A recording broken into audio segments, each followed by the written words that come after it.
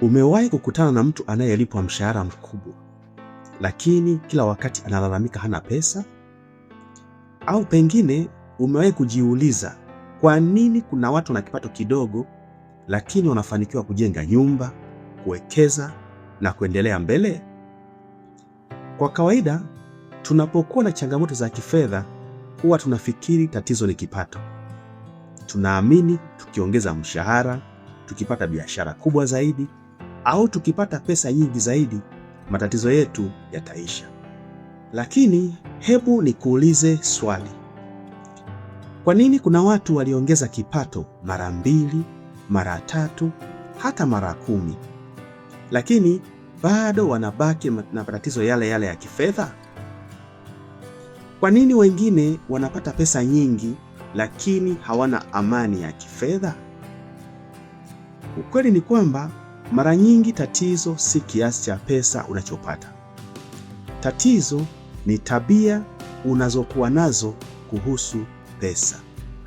Mwisho wa video hii utaelewa tabia 4 ambazo zinawafanya watu wengi wabaki kwenye matatizo ya kifedha hata wanapoongeza kipato chao. Na huenda moja ya tabia hizo ipo kwenye maisha yako sasa hivi.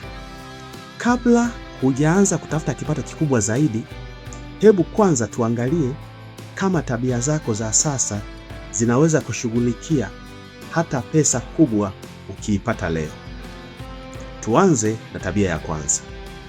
Watu wengi wanapata pesa halafu ndipo wanaanza kufikiria watazifanyia nini. Matokeo yake, pesa huamua maisha yao badala ya wao kuamua matumizi ya pesa. Mshahara ukiingia, matumizi yanaanza. Hakuna mpango, hakuna mwelekeo, hakuna lengo. Baada ya siku chache, mtu anashangaa pesa zimeisha. Kwa nini hali hii hutokea? Kwa sababu matumizi yasipopangiwa kazi yatajitengenezea kazi yenyewe. Hebu fikiria. Umewahi kupokea pesa ukiwa na mipango mizuri, lakini baada ya wiki chache ukashangaa hujui pesa zimeenda wapi? Pengine na wewe umewahi kupitia hali kama hiyo. Sasa jiulize swali hili kwa uaminifu. Je, ninaipa pesa yangu maelekezo au ninaiacha iamue yenyewe? Baada ya kujiuliza swali hilo, hatua ya kuchukua leo ni hii. Kabla ya kutumia pesa yoyote kubwa wiki hii, andika kwanza matumizi yake. Usianze kutumia kabla ya kupanga.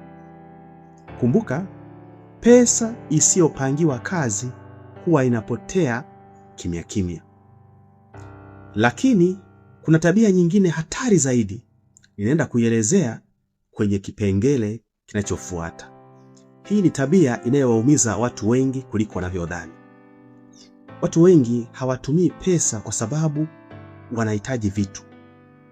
Wanatumia pesa kwa sababu wanataka waonekane. Waonekane wamefanikiwa, waonekane wana maisha mazuri, waonekane wako mbele. Mfano rahisi ni huu. Mtu ananunua kitu ambacho hakihitaji kwa pesa ambayo hana ili kuwavutia watu ambao hata hawajali sana. Baada ya muda anaingia kwenye madeni na msongo wa mawazo. Wewe je, ni mara ngapi umewahi kununua kitu kwa sababu ya watu wengine kuliko mahitaji yako mwenyewe? Sasa hebu jiulize swali hili kwa uaminifu. Je, ninawekeza kwenye maisha yangu au kwenye muonekano wangu? Baada ya kuwa umejiuliza swali hilo kwa uaminifu kabisa, fanya maamuzi haya. Kabla ya kufanya manunuzi yoyote makubwa, jiulize, nikinunua hiki leo, maisha yangu yataboreshwa au muonekano wangu tu? Tofauti hiyo inaweza kukuokolea pesa nyingi sana. Lakini bado kuna tabia ya 3 ninaenda kuielezea kwenye kipengele kinachofuata. Watu wengi hujiambia, nikipata pesa nyingi nitaanza kuweka akiba. nikipata mshahara mkubwa nitajifunza nidhamu. Nikifanikiwa zaidi nitajifunza kuwekeza. Lakini ukweli ni kwamba tabia hujengwa kabla ya mafanikio, si baada ya mafanikio. Mtu anayeshindwa kusimamia $200,000 leo, mara nyingi atapata shida kusimamia $2,000,000 kesho. Kwa nini? Kwa sababu kiwango cha pesa hubadilika haraka, lakini tabia hubadilika polepole.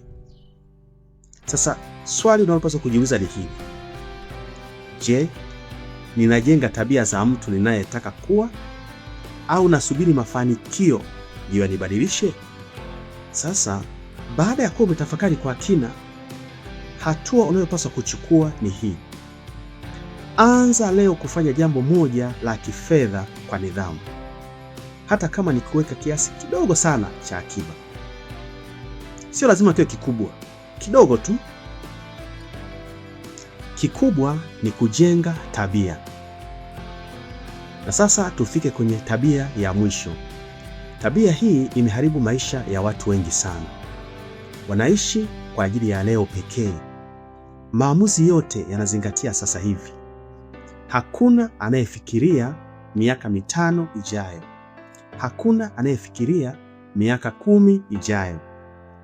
Matokeo yake, kesho inapofika wanajikuta hawakujiandaa. Hebu fikiria, kama leo usingeweza kufanya kazi kwa miezi 6 ijayo, ungeendelea kuishi kwa kiwango kile kile? Swali hilo linaweza kukuonyesha hali yako halisi ya kifedha. Sasa jiulize swali hili kwa uaminifu kabisa. Je, maamuzi ninayofanya leo yanasaidia maisha yangu ya baadaye au yananiibia maisha yangu ya baadaye? Baada ya kuwa umetafakari hilo swali, hatua ya kuchukua ni hii: andika lengo moja la kifedha la miaka 5 ijayo. Halafu andika hatua moja unayoweza kuanza nayo leo. Kumbuka, maisha mazuri ya kesho hujengwa na maamuzi ya leo. Ninapokuwa nikaribia mwisho wa video hii, naomba niongee mambo machache. Mara nyingi tatizo si kwamba hupati pesa za kutosha. Tatizo ni namna unavyoshughulika na pesa unazopata. Leo tumeona tabia 4 zinazowaangusha watu wengi: kutumia kabla ya kupanga, kuishi ili kuonekana, kusubiri mafanikio ndiyo yabadilishe tabia, na kufikiria leo pekee. Habari njema ni kwamba tabia zinaweza kubadilishwa, na tabia zinapobadilika, matokeo nayo huanza kubadilika. Sasa napokuwa nikifikia mwisho kabisa wa video hii, naomba nikuulize swali: ni ipi kati ya tabia hizi 4 unaona imekuwa ikikurudisha nyuma zaidi? Andika hapa chini na mimi pia nitakufuatilia ili tuendelee kujifunza zaidi. Asante sana kwa kufuatilia somo hili. Usahau kusubscribe, kulike, kushare na kucomment ili watu wengine pia waweze kunufaika na maarifa haya. Asante sana na karibu tena katika video zinazofuata.